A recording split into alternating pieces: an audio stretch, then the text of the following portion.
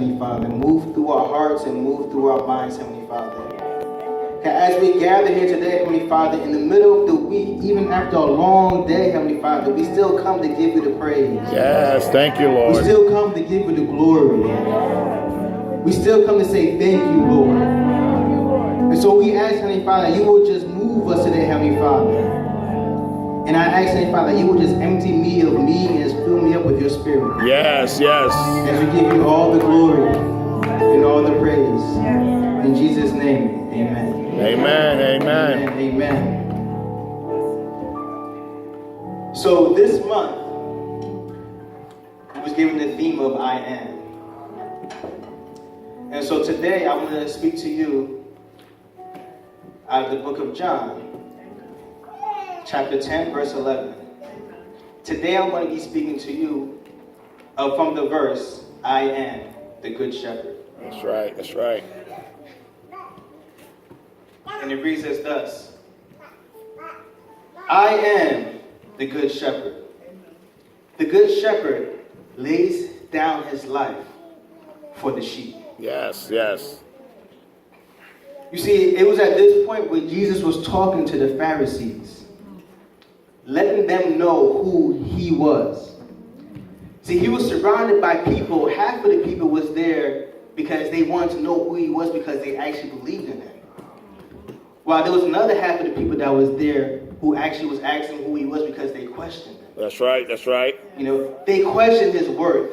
They questioned who he was. They questioned his power. They questioned his identity. And so this quick phrase, this one verse that has so much power, he says, I am the good shepherd. So before we start, I want to first talk about the definition of what is a shepherd. That's right, that's right. And here it is. A shepherd is a person who tends, herds, and guard herds of sheep. So now when Jesus says, I am the good shepherd, the one thing that I believe that when Jesus says the word good, it kind of have a slightly different meaning than how we use the word good. Go ahead. Because you see, in the book of Genesis, when God created the earth, he created light. And then he said, it says that God saw that the light was good. Mm-hmm. And then when God created the land to separate the water and created the sea, it says, and God saw that it was good.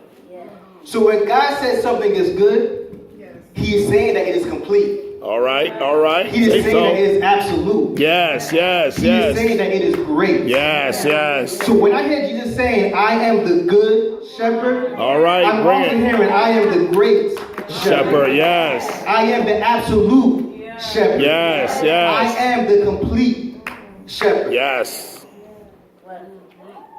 So the definition says a shepherd is a person who tends. Tends is the first word I'm going to focus on right now. It means to look after. You see, when a shepherd has their task, it's their task to look after the flock. It is their task to look after the sheep. It is their task to look after those who are following them.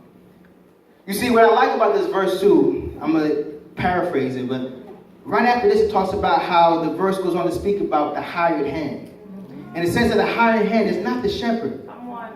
The hired hand does not know the sheep or own the sheep. That's right, that's right. As a matter of fact, the hired hand runs when he sees an adversary. It says that when he saw the wolf, he runs and leaves the wolf to attack the sheep, and the sheep scatter.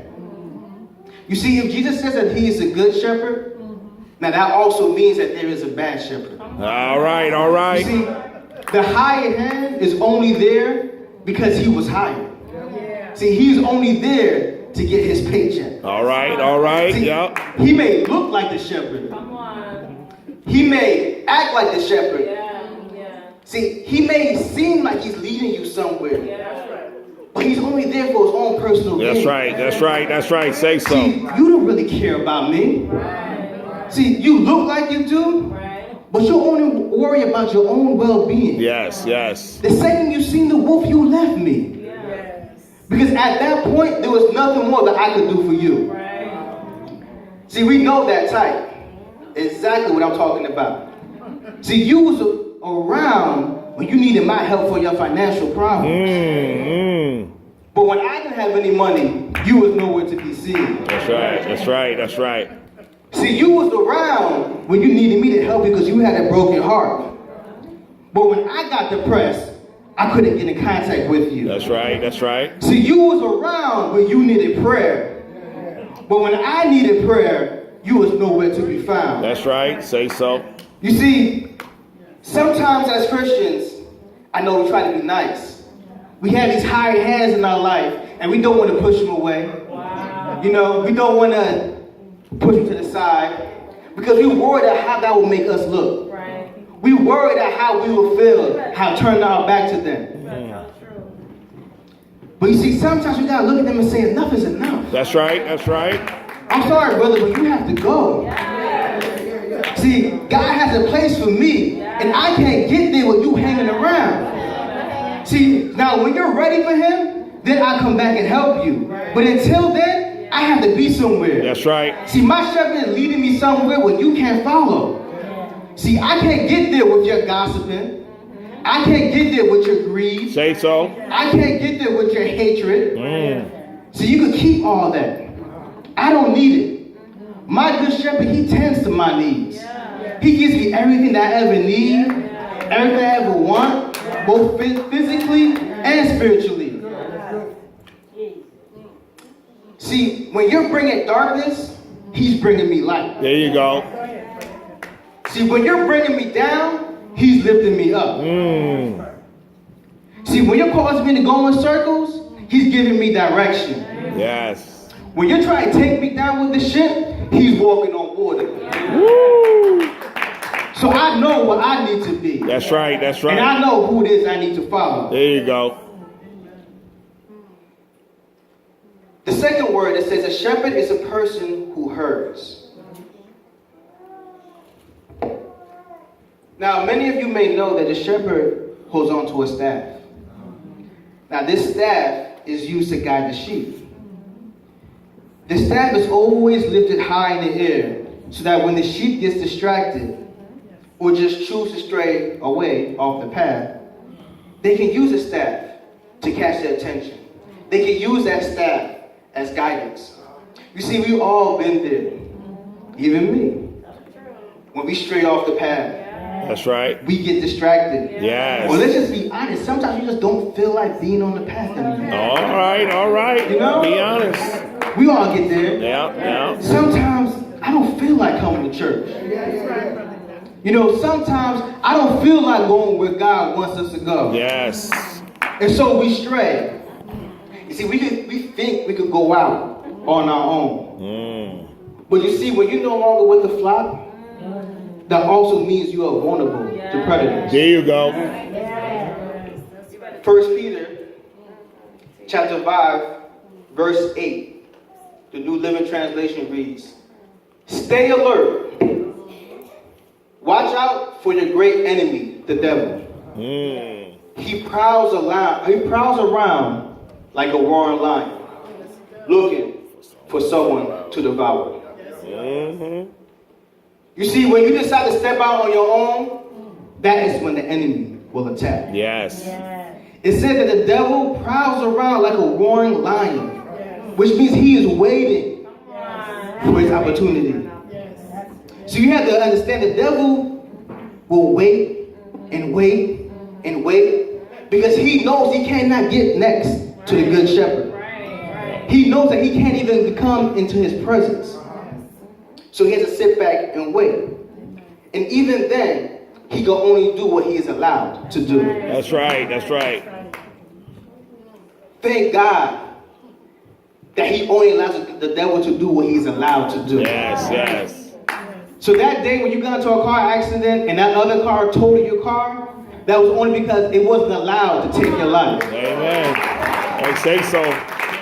See, that time when you got sick and you missed weeks of work, that was only because it wasn't allowed to put you in the grave. See, that day when you got your feelings hurt by somebody, That's only because they wasn't allowed to break your heart. Yes, yes. See, sometimes we don't realize that there is so much more in danger for us. Yes. But God only allows us to get a little bit. Yes, yes, You see, God wants to move you. He wants to mold you. He wants to turn you into something great. And the devil's just waiting to devour you. And God be like, know what?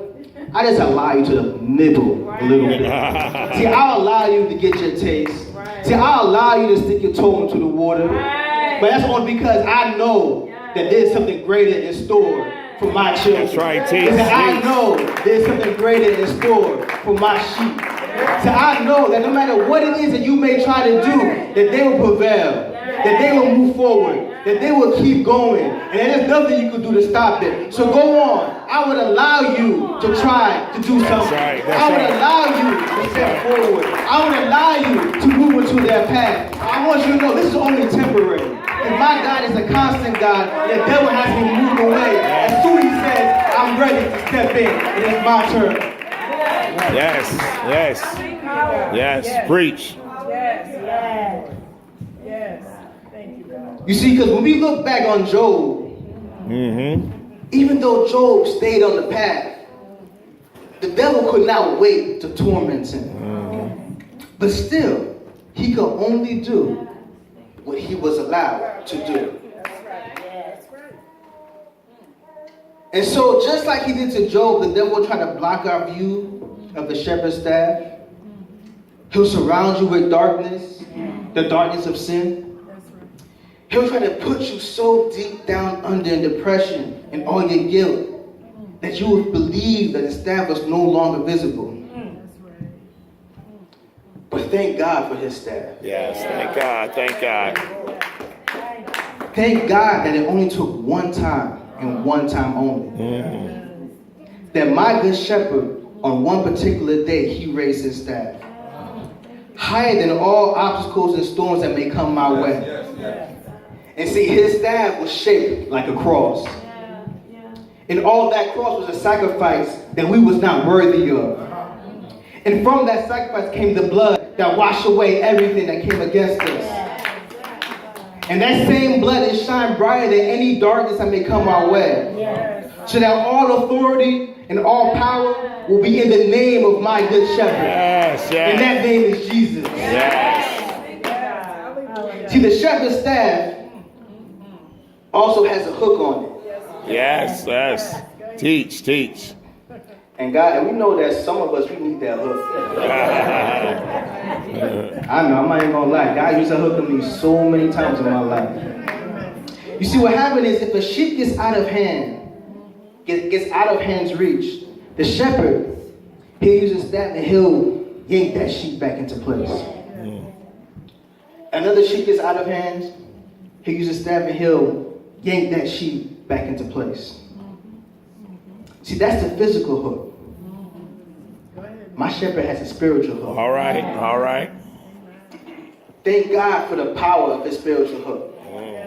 See, when God yanks me, he yanks me away from depression. He yanks me away from addiction. He yanks me away from fornication.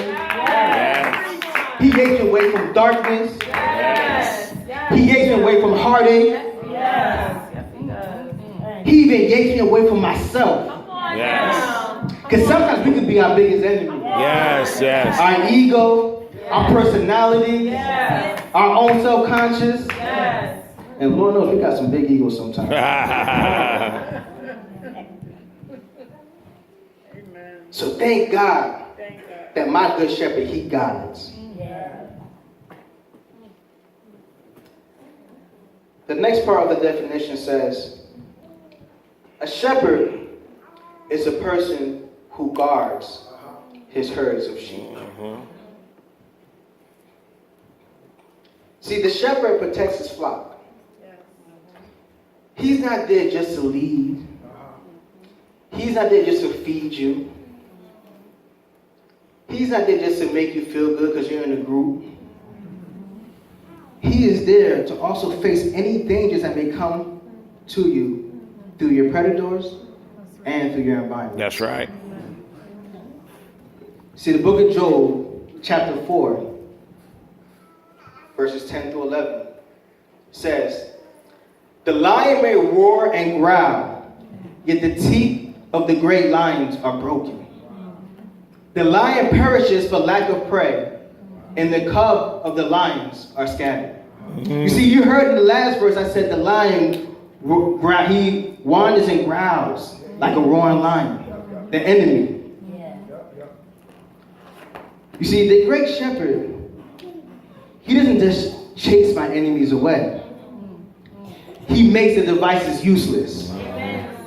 See, not only the lions, but also the cubs.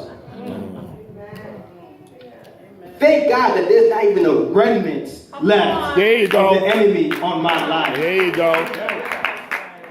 Thank God you can't even tell he even stepped to me.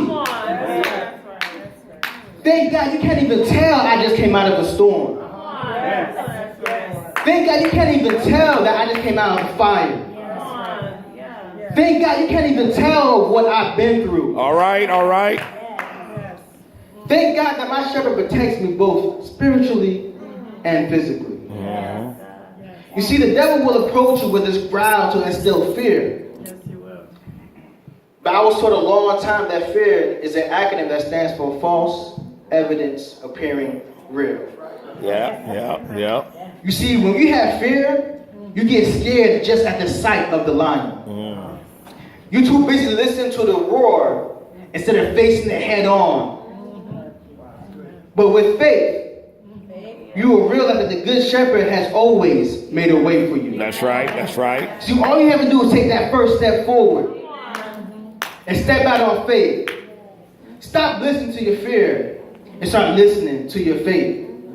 You see, fear will make you think that that lion has all the power over you. But faith will make you realize that that lion is toothless. Woo! Can you imagine if they focus on the storm and not on Jesus walking on water? See, can you imagine if they focus on Pharaoh's army and not on the Red Sea getting parted right behind them? See, can you imagine if they focus on the death of Jesus Christ and not on the resurrection? See, I want to be so deep in my faith that when something is bothering me, I'm distracted by God instead. So that when depression comes up on me, I'm too focused on God to even notice. That when pain falls up on me, I'm so focused on my Lord, it doesn't even matter. That when they take my job away, I'm still praising the Lord, and it does not faze me at all. See, I want to be so caught up in my God. I want to be so caught up in my good shepherd that everything else is just a distraction. Everything else does not matter. You can take all that. You can take my health. You can take my love. You can take my sanctuary. You can take my house. You can take my car. It doesn't matter. Because I'm only focusing on Christ. I'm only focusing on my good shepherd. I'm only focusing on his staff. I'm only focusing on what he has done for me. So everything else does not matter. Take it all. Yes. Preach. Yes. See, fear will get in the way of your faith. You cannot show the good shepherd that you have faith and he will get you through the storm unless you're willing to step into it first. You see, you can't say, God, I believe that you'll get me through that storm, but the storm's over here, you're already over here. You're trying to wait for it to pass. You say, no, I want no parts of that. But if you really want to show faith, you will just step into the storm because you know God will get you to the other side.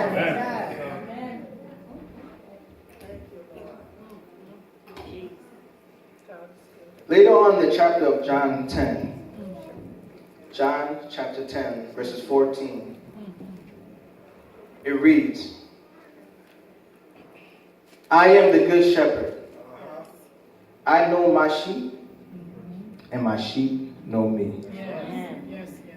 Just as the Father knows me, I know the Father. And I lay down my life for the sheep. See, I have other sheep that are not of this sheep pen. I must bring them also. They too will listen to my voice. And there shall be one flock and one shepherd. It says, I know my sheep, and my sheep knows me. Thank God my God is a personal God. Yes, yes.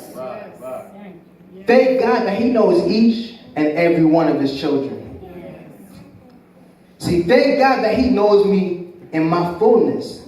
And he still chooses to lead me. Because let's be honest. If the person sitting next to you knew you how God knew you, I'll be honest, if everybody knew me how God knew me, Pastor probably wouldn't allow me to preach. It's all right. It's all right. But Yes. thank God Thank God. Yeah. that his decisions is not based on my decisions. Thank God that his actions is not based on my actions. That's right. Praise you, Lord. Yes. See, thank God that no matter what it is that I do, Yes.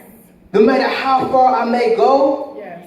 that his hook will always reach me and get me back into place. Yes. Thank you, Lord. Thank you, Lord. Bless you. Thank God that I'm not saved by who I am, but whom I belong to. All right. Amen. Amen. See, the scripture also says that we know God. Not just that he knows us, that we know him. See, when you get to know people, and you don't see them for a while sometimes, a couple of years may pass, you may run into them. See, you may not recognize them. You know, their personality may change, their physical attributes may change. Because there's something that happened with time. Yes. Yes. Thank God that my God is a constant God. Thank God that once you get to know him, you always will know him. Thank God that my God is a never changing God. Thank God that he's the same both in the past, present, and the future.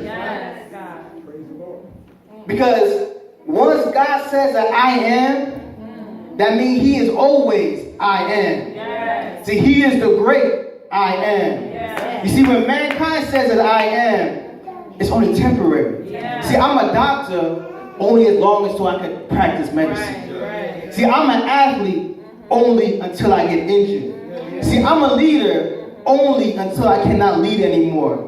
But because my God is constant, because my God is always there, because my God is a great shepherd, when he says that I am, he is always I am. I am always the bread of life. I am always the light of the world. I am always the door. I am always the good shepherd. I am always the resurrection and the life. I am always the vine. I am always the King of Kings. I am always your Lord. I am always your God.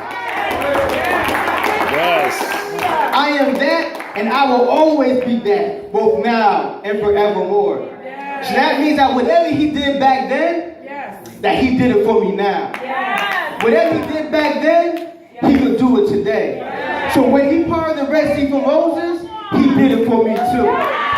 So when he gave Samson that super strength, he did it for me too. So when he showed Goliath that he could be defeated by David, he did it for me too. You see, when he made Shadrach, Meshach, and Abednego fireproof, he showed me that the fires of hell has nothing against my God. So that means he said that when he healed his sickness in the past, he could do it again. So when he sustained me, when I had no funds, he could do it again. And when he brought me out of depression, he could do it again. See, my God is a consistent God. So no matter what the world may tell you, say, well, it's 2017. The church is to get with the times. Well, I'm sorry to disappoint you, but my God was never bound by your time. My God was never moved by your minutes. He was never moved by your hours or your days. My God created the days. My God created the sun. My God changed time from AD to BC. My God can move anything. So he is not limited by what you think.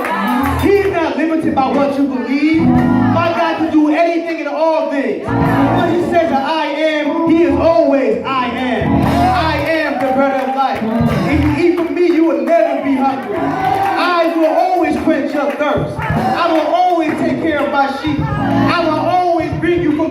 gates of hell. Nothing can ever stop me, and don't you ever forget it. You just need to get up with the times. Because my God was here first.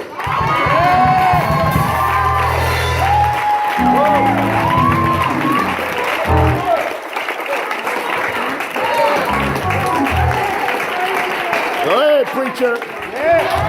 Go ahead, preacher.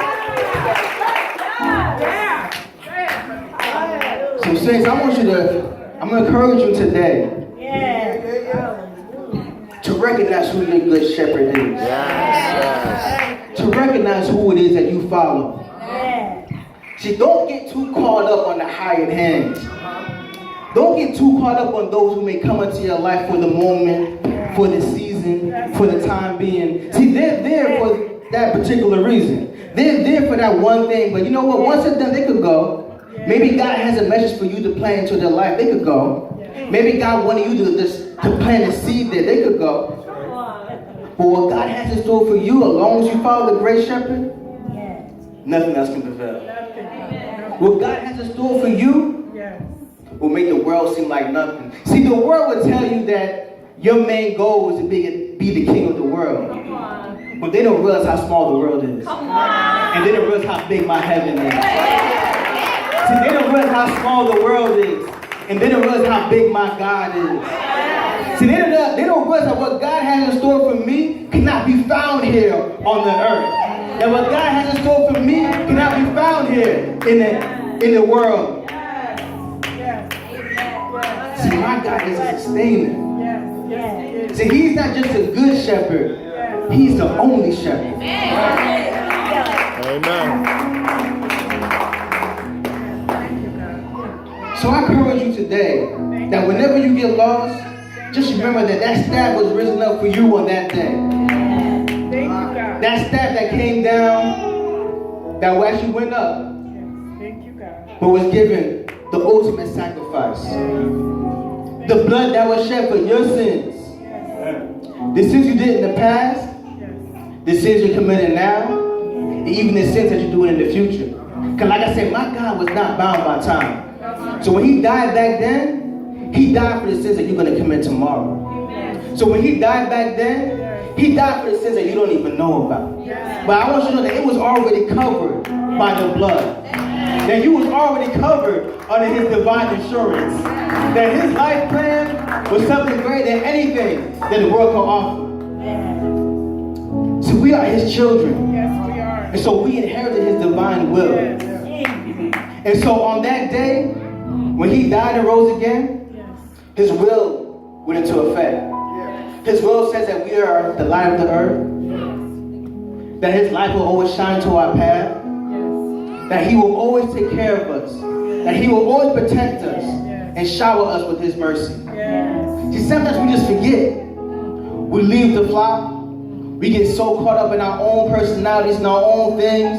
And we forget that the shepherd is always there. Sometimes we blame things on God, but God, why have you left me? But see, God will always raise his staff and say, I was always here. You just need to turn around and realize and look up. No matter what you're going through, just look up and I'm always here. Like I said, the Bible is the only book you can read where the author is always present. See, he is always there to guide you, always there to keep you, always there to instruct you. We just have to remember to always look at his staff. Remember that no matter how big your enemy may seem, faith will overcome. And fear cannot prevail as long as you have the light of the shepherd in you. Because see, when you get to know the great shepherd, you also know whom you belong to.